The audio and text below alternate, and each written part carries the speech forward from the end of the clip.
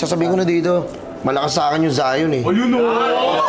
Hindi, ganito lang naman po yun. Simple lang naman yun. Kaya ano, hindi ko rin naman alam na papatok yun eh. Pag sinusundo ko si Joy, kasi magkaano kami schoolmate. Pag umuwi kami galing ano, sinusundo ko siya eh, wala naman akong pera nun. Bibila ko yung burger, hatiin ko yun. Isang burger. Tapos magkahati kami ng isang burger. Kaya imbis na heart, burger yun. Kaya burger ka sa akin. Heart dapat yun eh, no? Naging burger. Naging bato. Naging bato siya. Kung sino ka man na gustong sabihan ni Joel, KMJS, baka naman. Siyempre, minsan nakaka-overwhelm din na nagsama kayo nang wala pa itong lahat. Tapos siyempre, parang iba na rin yung laki nyo, di ba? So, paano kayo nag-adjust doon? Ang laking adjustment ni Joy, madam. Talaga? Kasi sobrang busy po talaga namin eh. Ako, halos araw-araw po. Time management. Oo, halos araw-araw po. Wala ako sa bahay. Pero pag may pagkakataon naman po, bumabawi naman ako sa kanya. Alam niya